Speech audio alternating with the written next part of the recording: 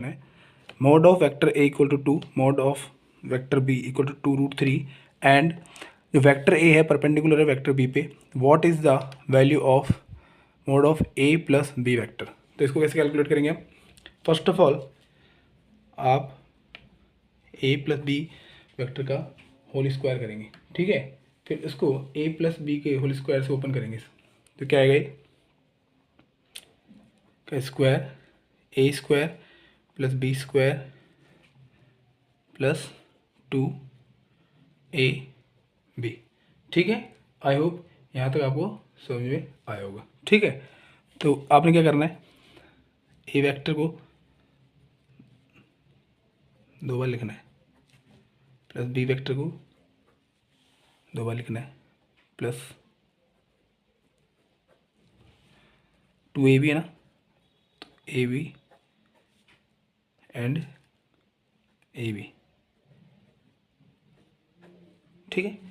यहाँ तक आपको समझ में आया होगा, ठीक है। अब देखो ए डॉट बी वेक्टर ये होगा 0, क्यों? क्योंकि ए परपेंडिकुलर है बी पे, तो ए डॉट बी 0 होगा, ठीक है। ऐसे ही यहाँ पे भी ए डॉट बी 0 हो जाएगा, तो ये तो क्या 0, ये भी होगा 0। ये ए वेक्टर डॉट ए वेक्टर है, इसकी वैल्यू होगी 1, क्यों? क्योंकि ए डॉट डॉट प्रोडक्ट के अंदर कॉस थीटा आता है, कॉस थीटा, और कॉस 0 की वैल्यू होती है 1, तो ये जगह 1।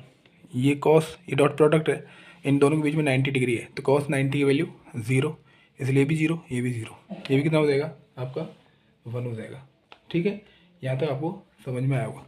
तो आपके पास क्या बचा, ओनली ये बचा और ये बचा, तो ए प्लस बी आपके पास क्या क्या बचेगा, ए का स्क्वायर प्लस बी का स्क्वायर, ठीक है। ये दोनों 0 हो गए, ठीक है।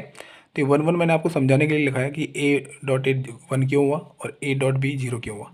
तो यहाँ तक आपको समझ में आ गया होगा। तो ए प्लस बी वेक्टर की वैल्यू फाइंड आउट करनी है, तो A mode of A vector की वैल्यू गिवन आपको कितनी है 2, तो इसका स्क्वायर कर दो, 2 का स्क्वायर। ऐसे ही बी वेक्टर का वैल्यू गिवन है 2√3 का स्क्वायर, ये कितना हो जाएगा 2 2 जा 4, ये होगा 2 2 जा 4, और √3 का स्क्वायर कितना होगा 3 होगा, तो 4 3 जा 12, ये 16।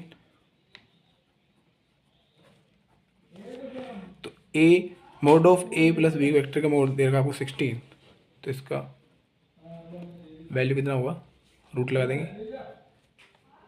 तो ये हो जाएगा 4। आई होप आपको समझ में आया होगा। Thank you.